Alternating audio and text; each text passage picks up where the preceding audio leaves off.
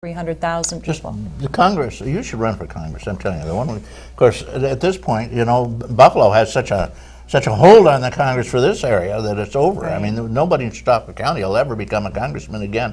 Thank you, Dan Reed. The ghost of Dan Reed lives on. He was there of the Ways and Means Committee, and he was a very powerful man.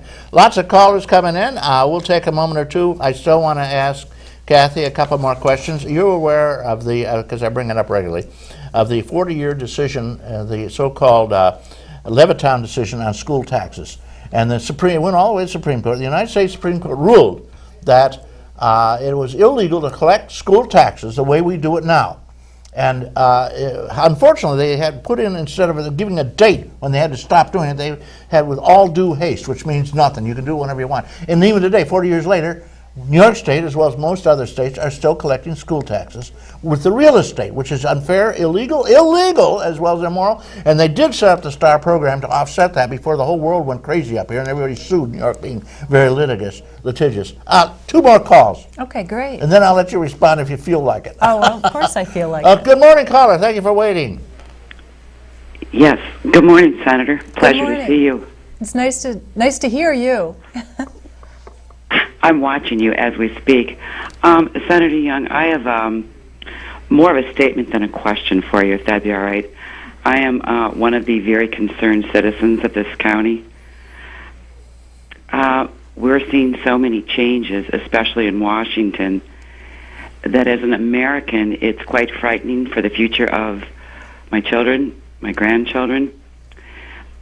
I very much have been active in politics. I've been following the, quote, Tea Parties and the grassroots, as we're called, or AstroTurf Americans. It's quite upsetting to see that Washington does not understand or even acknowledge that we exist as citizens. They don't represent us. They represent the rich and powerful. They're all multimillionaires in the Congress. And no one else can get in unless you're a multimillionaire now. I realize that they've taken over. The rich have taken over. Well, it's the corruption and it's the czars that surround the president that is the most frightening, because it's so far to the left that it's Marxist.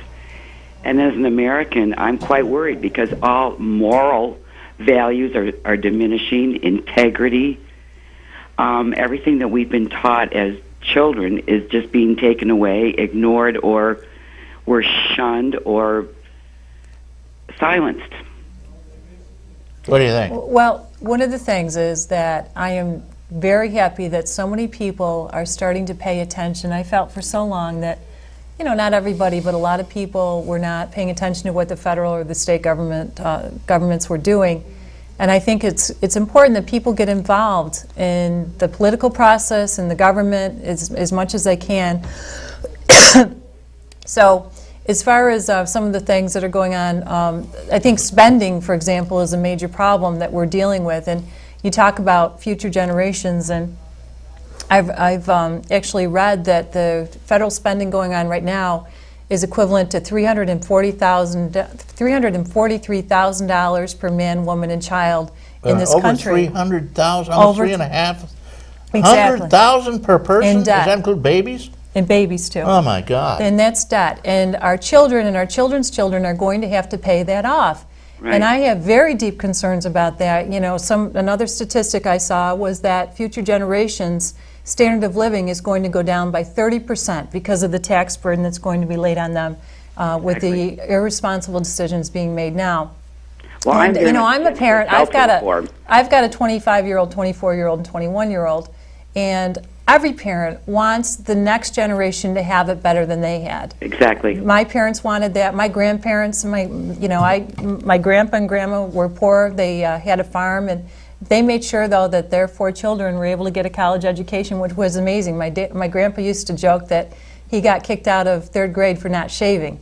So he's, but it just shows that every parent wants it for their children, and so I'm very concerned about that fact. On the state level, spending is out of control too, and we see that. That's why we have a $3 billion deficit right now, and I sponsor legislation, actually voted for it in the past. We couldn't get it through the Assembly, but a constitutional spending cap, which would put a cap on spending. I don't see why the government in New York State had to spend 7 times the rate of inflation during a recession when they had a major financial shortfall. It's just craziness, and we have to get that under control.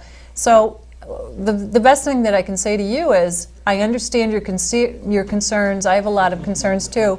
But the more that you talk to your family and your friends and your neighbors about this, and people start to wake up, then they can get their voices heard. And a lot of people will say to me, well, I'm just one person, what can I do?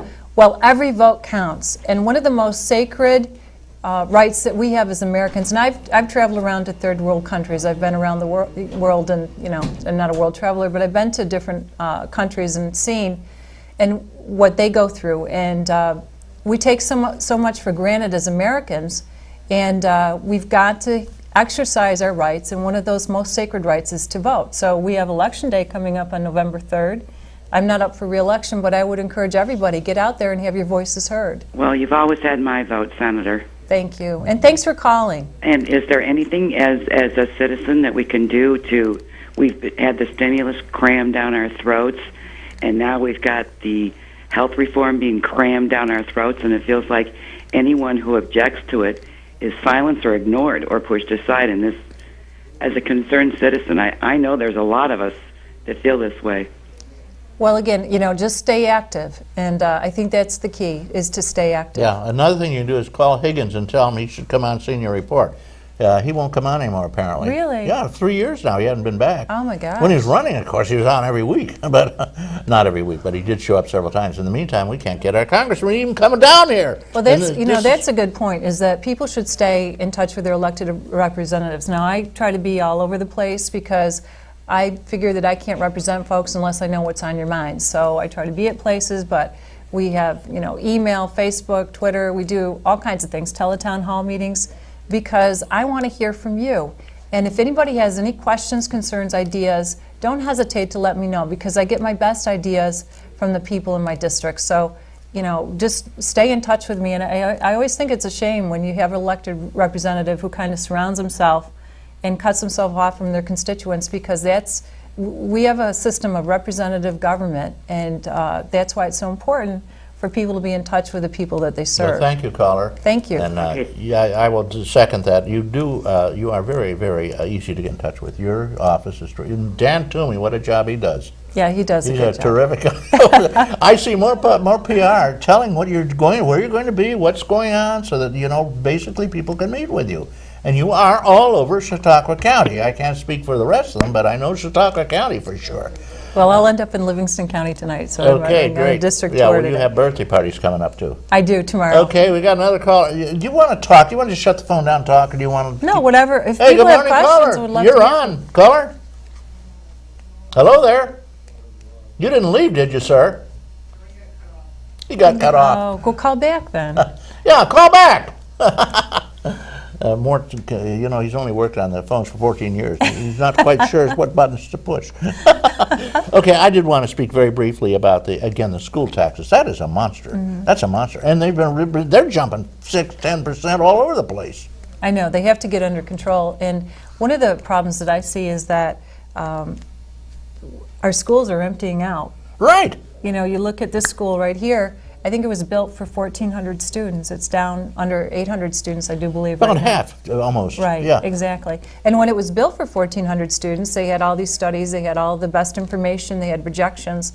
And I think it's an indicator of a huge problem that we have in this state, where people are fleeing the state because of the heavy taxation, because of all the red tape that you very talked important about. point. We don't seem to be able to retrench. When you have these big expenditures, you can't cut them back when you don't need them. Exactly. I've got a caller. He finally came Okay. back. Hello Okay, there, good. caller. Thank you for waiting. Hey, good morning, Reed. Good morning, Senator Cathy. My gosh, you're the only girl I know that looks better every time we see you. And Reed, of course, has to get all the pretty girls on his program. Well, That's why he absolutely. runs that program, At my age, I'm 70 next week, so well, I know that doesn't compare to you because I know who this guy over is. 69. This guy can almost get into Chautauqua free. When you're 90, you get in free. Oh my gosh. And he still looks, he doesn't look a day older, over 85 or 90, you know? That's hyperbole. If I ever saw hyperbole, that is an example He uses of big hyperbole. words, so he doesn't think we know what they mean, you know? Speaking of hyperbole, I wanted to do a little bit of grandparent bragging about my grandson. He's on Dancing with the Stars. Now, which one? You had Aaron Carter. Eric Carter. Now, what happened